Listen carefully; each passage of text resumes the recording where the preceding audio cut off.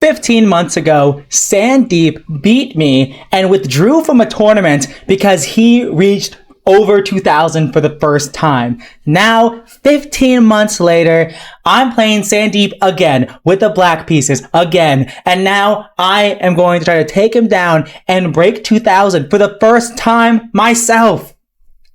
This is game in 110 plus 10 seconds bonus per move. And before this game, I played the most agonizing game of chess ever in my life. And I ended up winning a 70 move game where I had 30 seconds for over 30 moves of that game, for 40 moves, almost 40 moves of that game. And I really wanted to withdraw, but I said to myself, if I withdraw, I'm going to regret it. I'm going to play the fifth round, but I'm so tired. So Sandeep played e4, and this is a no engine recap until the very end of this video. Sandeep played e4, and I played c6, the KR Khan. I've been playing a lot of the Philidor, but I was like, you know what? I'm going to go to good old trusty KR Khan. And before this game, I couldn't remember if I played white when we first played, but then immediately after I played the KR Khan, I was like, oh wait, I played black in our first game.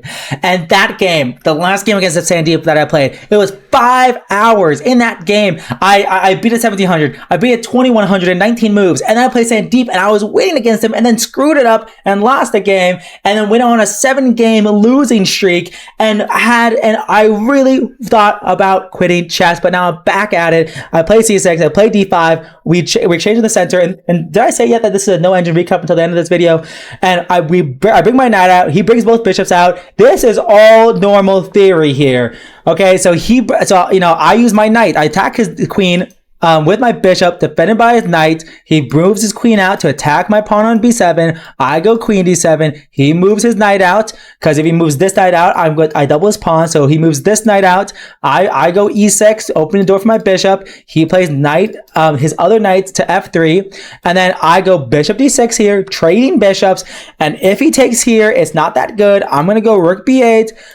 And then castle, and then attack b2. So this is all theory. This is all very normal theory. Everyone knows it. Castles, I castle. He goes rook a e1, starting the beginnings of a huge kingside attack here. So I take on f3. If I don't take on f3, then in some cases, this bishop gets a little loosey-goosey on the g4 square and becomes a target for the kingside attack that is brewing here. So I trade on f3. I bring my queen back. So now if he plays knight e5, I can take it. If I just played a6, for example, knight e5, I could not take it because it would be a pawn fork. So that's why I bring my queen back. And then he goes queen c2 here, attacking my h-pawn. So then now that if I play a6, if I go here, I cannot take it because I lose the h-pawn. So that's why after he goes queen c2, I go g6. So now so I go g6. So then now after he goes, now he goes queen d2, attacking my dark squares. So I go king g7, guarding my dark squares. He goes queen g5, bringing his queen closer. Now I go rook b8, starting a minority attack here. So how is black going to generate counterplay? They got to open up the other side of the board. My pawn structure is pointing towards the queen side. I can try to open up the queen side here, create some counterplay. So he goes knight e5, and he's going to break into position. So I trade on e5, I bring my knight back, he plays f4, I play queen d8. I'm saying, hey, you want to trade queens? Now there's no attack. You're not checkmating me anymore. I'm going to go b5, b4, rip open the queenside structure. So then he just doesn't trade. He's like, no, I'm not trading. And then I'm like, okay, queen c7. And this is the critical moment of the game. This is it. This is the critical moment. Do you play f5, giving up your pawn on e5? Well, you may think that's really dumb. Both the bishop and queen are hanging. Well, now you have queen g3, pinning the knight to the queen. But then I have queen b6 here, giving a check. And then after your king moves, I take. Okay, so that's not good. Well, what if you play f6 check, guarded by the rook? And if king g8, for example, queen h4, and if you take, well, you get checkmated. Okay. Well, what about king h8? So now I have queen h4 and I take, and then queen h6 and then rook g8. Aha. Well, okay. Well, what about f6 check, king h8, and rook takes e5, queen takes e5, and now queen h4. But now there's a check. And whichever way you block, I take your bishop. Queen h3, rook g8. I'm doing good. Okay. Well, what about f6 check, king here? It probably doesn't work. Well, what about king h1? What is black going to do? If I go b5, starting my minority attack, my 2-on-3, I'm going to start breaking apart that pawn structure. Well, now e5. Well, doesn't knight takes e5 work? Now queen g3. There is no queen b6 or queen c5 check. Now this is just a pin. If I defend, he attack. Or he attack. And if I defend, he sack. And if I defend, he attack and mate. Okay. So everybody's king h1. What am I doing? Maybe I'll play h5. Maybe. Queen g5, queen d8. Off in a trade. Queen g3 is the only move not to avoid the trade. I go b5, f5. Okay. Takes.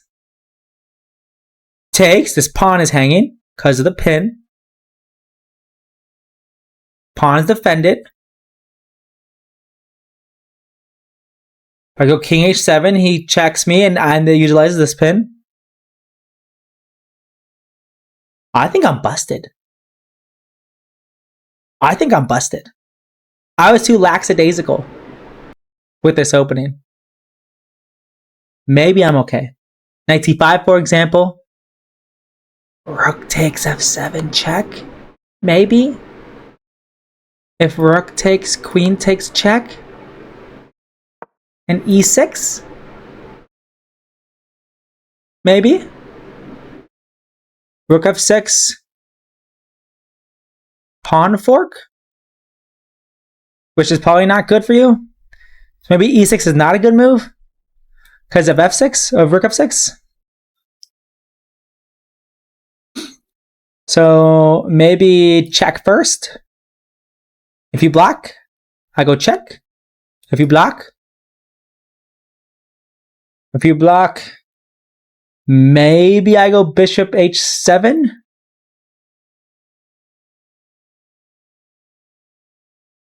To stop the king from going forward. Queen e7, then there's check. King here, queen guards this. Maybe. So maybe it's okay. But you also don't even have to sacrifice the rook. That's something that I have to think about as the defender. I have to think about, oh, is he going to sacrifice his rook? Maybe he won't do that. Maybe I have knight c5. Just bring the bishop back. I don't even know what to do. h4, queen g4. Not super impressed.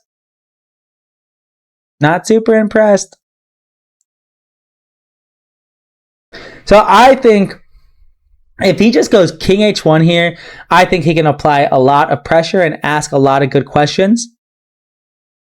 But he goes rook f3 here. And now if I go b5, it's like, I thought about going queen b6 check. He has an option. He can go king h1. After queen takes, he can go rook h3. And if queen takes, he can go queen h4. Attacking. After queen h5, he can go rook f1 maybe if he wants to. I'm not sure if he would have gone for this. This is very double-edged, to say the least. But now he's going to try to go queen g5, and rook takes h5 and break into the position. Maybe he would do that. Maybe.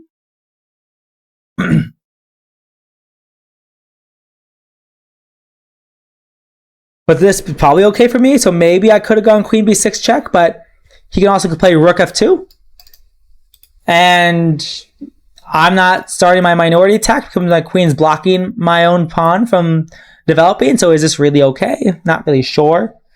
And now I have my eye off of e5, so now if I do nothing, then he's going to play f5 here, and the e-pawn is not hanging anymore because the rook defends, and my queen doesn't help attack. And then if I take and he takes, he's attacking, and if I go back, what am I doing? You know, he can go e6 here, breaking apart the position. So if I take, he can take. If I take,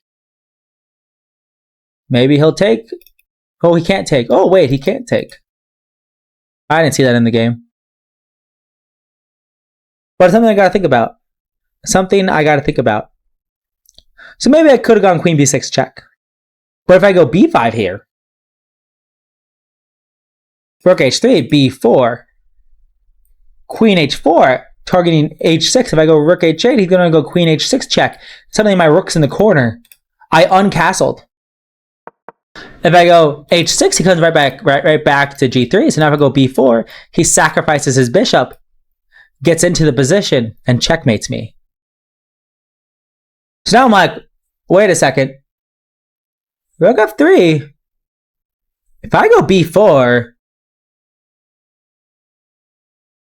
if I go b5 here, this is quite scary. So I go h5, saying, hey, you want to go queen h4 or queen g5? I go queen d8. And if you go queen g3, now I go b5. And now I get my counterplay on the queen side, and you cannot double up your rook and queen to create mayhem on my king. For example, queen f2 looking for g4 or something like that, or maybe even here, queen g3, b5, queen h3, b4, g4, takes. Now I get in, and I'm going to get in, and it's the classic Gotham chess, who's attacking who type of maneuver. Suddenly I'm really active, momactive, and I still have checks, and I have both avenues towards his king. So it's not so easy. It's not so easy. That's why after queen d8, he trades queens, and now we have reached an endgame. Knights are better than bishops, so surely I am slightly better in this position. He solidifies his kingside pawns, which I think is sort of a waste of a move. I don't really think that's necessary. I go b5. He moves rook back. I put my rook on the semi-open file. I thought about going b4 here, and I thought he would go rook c2 maybe, and if I take, he could, maybe I should have gone for this. b4, what would he have done? What would he have done? Because if he takes, I just take. And maybe this is the way for me to have a little bit of an advantage here. He's probably go rook c1 here to go in the open file. Then if I go here, he can infiltrate, and then I can go here, and then he can go here. So this is kind of uncomfortable. My knight's running out of squares, actually. I go a5 maybe. a3. Now, if I take, he can take and take. Oh, wait, I can take. Oh, yeah, okay. So if a3, I can take, and if you take, I take. And if you take, I still take. So maybe this is okay for me, actually. So maybe I should have played b4 immediately. I don't know why I didn't. I went rook dc8, put both rooks on the queen side. He puts his rook on c2.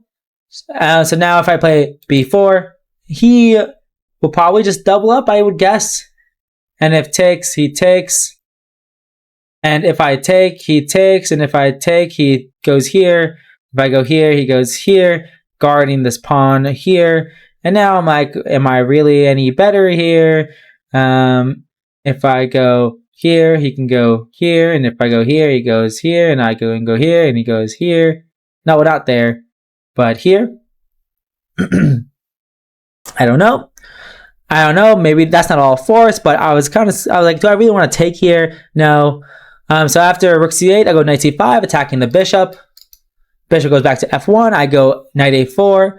If it goes b3, I take the pawn and solidify with b4. So after knight a4, he doubles up rooks in the c file. I go a6 with the idea that if he plays b3, I can go knight back to b6 without hanging the b pawn. So, for example, after he doubles up, if I go rook c7, he can go b3 here, and I can not go knight c5.